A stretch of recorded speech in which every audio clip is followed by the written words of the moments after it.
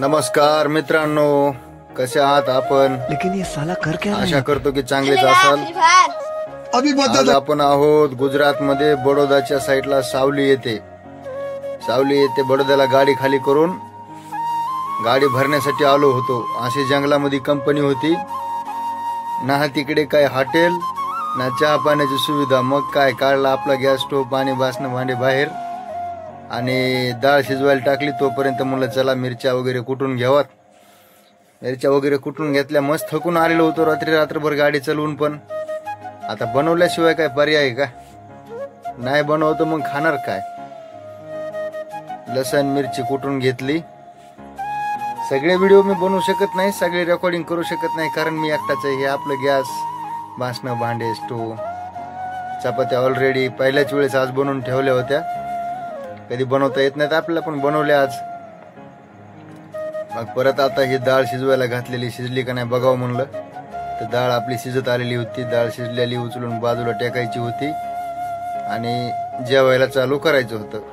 तर ही अशा प्रकारे आपली डाळ आता बनवून झालेली आहे तयार. आता भूक पण लागलेली आहे. दुपारी जेवलो पण त्या हाटलावर लय घाण जेवण दिलं.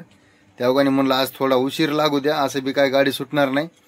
मस्त निवांतपैकी जेवण करू. मग काय कांदे वगैरे कापून घ्यावा म्हणलं अगोदर, कारण आपल्याला सगळ्यात जास्त कांदालाही लागतो खायला. बाकी हॉटेलवाला कदरून जातो कांदा मिरची देऊ. मग आपल्या काय आपल्या हातच आहे, किती बी कापा किती बी खा, त्याला काय अडचण नाही. मग अशा प्रकारे कांदा कापून ठेवला. मग आता म्हटलं पहिल्या वेळेस भाजी बी आणि भाकरी बी पहिल्याच वेळेस बनवल्यात, पण कसल्या आल्यात काय माहिती. हे बघा, हे आता हे सगळ्यात लास्टून 2 नंबरला असली बनवली. म्हणजे वरचीवर सुधारित येत गेल्या. जसं सुरुवातीला नाही जमलं 1-2 चपात्याला. आमचे मित्र आशिष भाऊ तिकडून फोनवर सांगायला होते, अरे बाबा असं बनवायचं तसं बनवायचं. लय वाईट गोष्ट आहे. ज्यांना खायला चांगलं भेटतंय ना, ते घरी असताना घरचं जेवण करीत जा मित्रांनो. आम्ही बाहेर हॉटेलवर खातो ना, आम्हाला माहिती आहे की हॉटेलची किती घाण जेवण असते ते. अहो त्या तांदूळात पडले किडे वगैरे काय काढत नाही, जशाला तसे टाकून खाऊ घालतात. आणि जर विचारलं तर जिरा आहे म्हणतात, जिरा. ज्यावेळेस तुम्ही हॉटेलवर जेवायला जाता ना, इतकं वाईट वाटतं बघून आयला. घरचं सोन्यासारखं अन्न सोडून लोक बाहेर जेवायला जातात. मग आता शेवटी यावेळेस पण तसंच केलं होतं. बायकोला फोन करूनच विचारलं होतं, सांग म्हणलं मला मिरचू बनवायचं, कसं बनवू. मग बायकोने सांगितल्याप्रमाणे आपलं वाढून घेतलं, बनवलं बी. आणि आता जेवण करायचं होतं.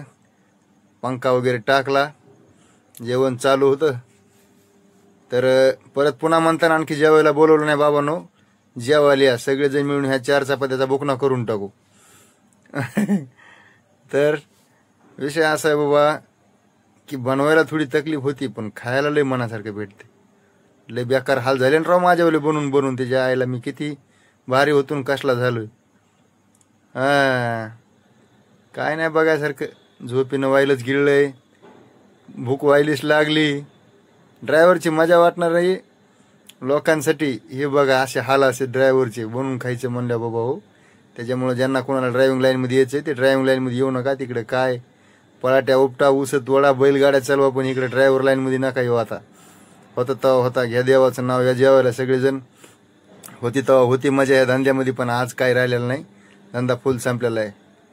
तर एक वेळेस आणखी सांगायचं मित्रांनो की ज्यावेळेस आपण आपल्या हाताने बनवून खातो ना, त्यावेळेसची गोष्ट वेगळीच असते. त्याचा स्वाद आणि आनंद एकदम वेगळाच. तिकडून सांगायला बायको असल्यामुळं आज खाऊन बघितलं, एकदम घरच्या भाजीसारखीच भाजी झाली होती, नंबर 1. जसं काय घरी बसून जेवतं असं वाटलं. मग काय आता भाजी लय मोठी झाली म्हणलं जाऊ द्या चुरूनच खा म्हणलं. आता काय भाजी अशी संपायची नाही. मग चुरून खायला चालू केलं. आता भाजी काय चपात्याला लय मोठी संपत नसती, तरी पण भाजी शिल्लक राहिली होती. म्हणलं आता ही भाजी सकाळच्याला भरून ठेवावत भाजी, कारण एवढं सगळं मटेरियल माल मसाला टाकून बाबा हे वस्तू भाजी फेकून द्यायला पुरत नाही. जर असा माजुरीपणा केला तर मग पुन्हा खायला भेटत नाही. मग अशा प्रकारे भाजी वगैरे आपण किटली पण घेतलेली ते शिल्लक राहिल्यानंतर वतून ठेवायला. तर अशा प्रकारे भाजी वगैरे वतून ठेवल्यानंतर आता हे जेवण लय फुल झालतं. ते बासनं भांडे धुवायचा काटाळा आलता, पण म्हणलं चला बाबा धुवून टाकावं. ते पुन्हा सकाळी बी आपल्याला धुवायचे, तिथं काय बायको आहे का धुवायला. म्हणून हे पहिल्यांदा किटली कुठं ठेवा म्हणून मेळ लागा ना, कारण आता चालू गाडीमध्ये जर पडली तर भाजी खलास होईल. ते ढक्कन दिलं लागत हे जेवायला. मग परत ती मेन कापडाची पिशवी उलटी करून लावली आणि अशा प्रकारे आता तिचं ढक्कन आता पॅक बसवणार. ढक्कन पॅक बसवल्यानंतर म्हणलं पायथ्यामध्ये लेफ्ट साईडला ठेवत म्हणजे पडायची नाही, कारण त्या साईडला सगळं सामान असतंय ना. एकटाच आहे मी, एकटाच असल्यामुळे जसं लोकांसारखं बाबा कांदा कापल्याला लिंबू कापल्याला सगळं काही दाखवू शकत नाही, कारण रेकॉर्डिंग कोण करणार, शूटिंग कोण करणार. असतात आपले छोटे मोठे ब्लॉग करीत जा. आलं म्हणाला तर लाईक कमेंट, नाही आलं तर काय मग आहेच की आपलं करमणूक टाइमपास. आणि राहिलं सायला आपल्या आठवणी म्हणून बी मी व्हिडिओ बनवत असतो. असं काय लाईक कमेंटची काय अशा अपेक्षा नसते आपल्याला, पण मग आपलं काहीतरी करायचं म्हणून करायचं टाइमपास असे आपले व्हिडिओ असतात. आता मुलं चला हे बासनं भांडे धुवून टाकावत, कारण सकाळी परत उठल्यानंतर उठल्या पहिलं काम पाठीमागं लागन हे बासनं भांडे धुवायचे. म्हणून कसे का व्हायना येडे वगैरे धुवत मुलं सकाळी चांगले धुवून टाकता येते. तर तसं मित्रांनो,